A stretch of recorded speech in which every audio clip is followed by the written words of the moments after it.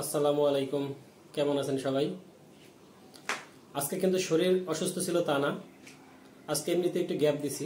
পরপর 2 দিন গেছি, আজকে একটু অফ দিছি। আবার আজকে রবিবার, অফিসে প্রচণ্ড চাপ থাকবে, যার জন্য সকালের প্যারাটা নিয়ে নেই। তবে আপনাদের জন্য তথ্য সংগ্রহ করছি ফোনের মাধ্যমে। আজকে ফরিদপুর জেলার সালতা উপজেলার ঠ্যানটিনিয়া বাজারে ছিল হাটবার। ওইখানে খবর নিয়ে জানতে পারছি যে পেঁয়াজের দাম যেটা, সেটা গতকালকের মতোই আছে, 1700 থেকে 1900 টাকা। ভালো মানের পেঁয়াজটা 17 থেকে 1900 এই অবস্থায় আছে। পেঁয়াজের দামটা যেভাবে বাড়ছিল আর বাড়ছে না, ওই স্টক হয়ে গেছে বাড়া বা একটু কমছে। সামনে বাড়বে কি বাড়বে না সেটা এখনো বোঝা যাচ্ছে না। তবে ব্যবসায়ীরা বা অন্য দেশের আলোচনা করছে, তারা বলছে যে বাইরে থেকে যদি আমদানি না হয় তাহলে হয়তো কিছু বাড়তে পারে বা বাড়ার সম্ভাবনা আছে।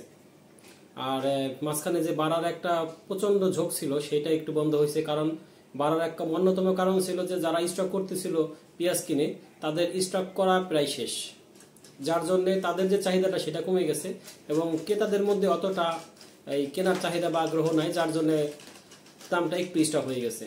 আর পাটের কথা বলতে গেলে, পাটের তো বাজারে একদমই নাই। পাটের আমদানি খুবই নগণ্য, কৃষকের হাতে সামান্য বললেও ভুল হবে, একদমই খুবই নগণ্য পাট আছে। আর যারা ব্যবসায়ী স্টক করে রাখছিল তাদের হাতে পাট আছে কিছু, আর মিলগুলোতে চাহিদা আছে, যার জন্য এখন এই পাটটার দামটা একটু বাড়ছে। আজকে কিন্তু 4100 টাকা সর্বোচ্চ বিক্রি হয়েছে। আর নিচের দিকে আছে 3600 3500 এরকম, মাঝামাঝি আছে 3800 3900 4000 এইগুলা। তবে 4100 টাকা কিন্তু আজকে সর্বোচ্চ বিক্রি হয়েছে। যদি পাট থাকে, ভালো পাট হয়, বাজারে আসলে 4100 টাকা পর্যন্ত সে দাম পাবে, হয়তো সামনে আরো বাড়তে পারে। প্রিয় দর্শক, এই হলো সর্বশেষ আপডেট।